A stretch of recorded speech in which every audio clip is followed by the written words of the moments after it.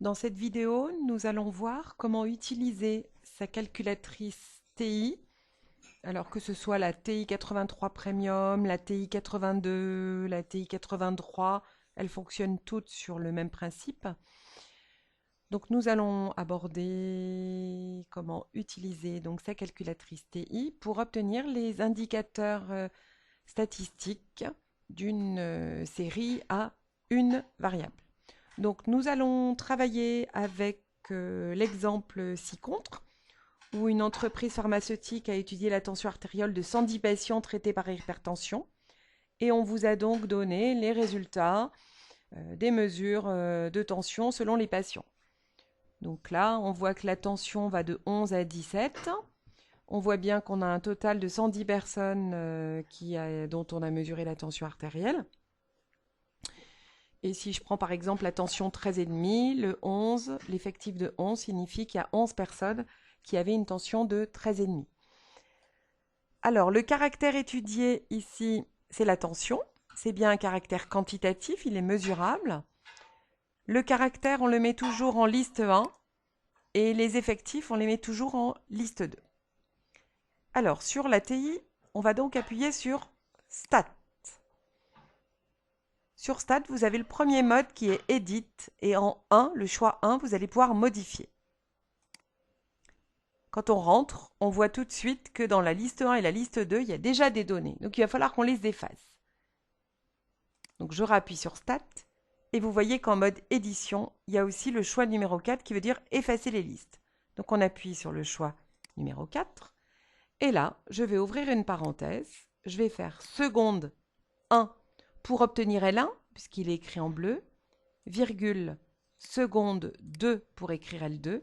Je vais fermer ma parenthèse, je vais faire entrer et il va me dire qu'il vient d'effacer les listes 1 et liste 2.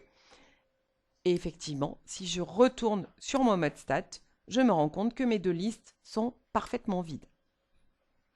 Alors, normalement, les listes ici, elles s'appellent L1, L2, L3, L4, L5. Si jamais certains d'entre vous avaient des listes qui étaient nommées autrement, j'ai une vidéo spécifique pour expliquer comment renommer les listes sur la Texas Instruments, n'importe laquelle. Donc là, en L1, on va saisir les tensions. Donc là, c'est de la saisie classique. 11, entrée, puis 11 et demi, ainsi de suite. Donc là, je fais ma saisie, tranquille. Si vous avez jeté un petit œil avant, vous vous êtes rendu compte que ça va de 0,5 en 0,5. On est d'accord? Donc 14, 14 et demi, 15, 15 et demi. Je vous invite bien sûr à le faire en même temps. 16, 16 et demi et 17. Et de toute façon, on va vérifier. Alors, on va vérifier parce que là, regardez, le 17, on vous dit L1 13. Ça veut dire que c'est la 13e ligne qui est remplie. Et donc, si vous comptez ici, 2, 4, 6, 8, 10, 12, 13, vous aviez bien 13 lignes. Hein, c'est un premier moyen de vérifier qu'on n'a oublié personne. Donc, vous faites sur votre pavé ici numérique le clic droit, vous vous déplacez à droite. Ça vous ramène en première valeur, vous voyez, liste 2, première valeur. Et donc là, vous allez saisir les effectifs. Donc 3, entrée, puis 5, entrée, 9, entrée, 9, entrée, 12, 11, 15, 16, 11, 10, 4, 3, 2. Et il faut impérativement que vous ayez saisi autant de données en liste 1 qu'en liste 2. Sinon, vous allez avoir un message d'erreur. Donc ça, c'est la première étape, la saisie des listes. Ensuite, pour obtenir les indicateurs, on va appuyer sur Stat. Et cette fois-ci, on va se déplacer pour venir mettre le carré noir sur la partie calcul.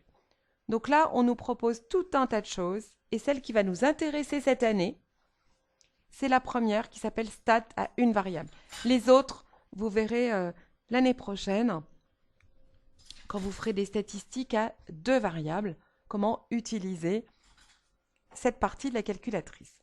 Donc, on va faire Entrée. Et là, on vous dit qu'en liste des X, il y a L1. Vous faites Entrée.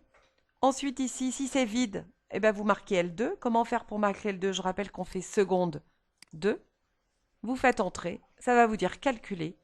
Et là, vous lancez le calcul et il va vous sortir les indicateurs. Donc là, on voit qu'on obtient une moyenne X bar, puisque c'est comme ça qu'on note la moyenne, de 13,86. On pourrait décider, vu les données, d'arrondir à 14, parce qu'on pourrait arrondir de 0,5 en 0,5.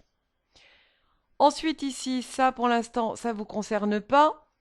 On voit le 110 ici, qui est intéressant. On peut remarquer que la calculatrice n'écrit pas le N majuscule, mais N minuscule. Il faudra faire attention. On a le minimum des valeurs de X.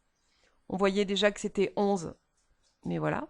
On vous donne le premier quartile ici, qui est de 13. On vous donne la médiane de 14. Le troisième quartile, qui est de 15. On va expliquer ce que ça signifie tout ceci. Le maximum de 17.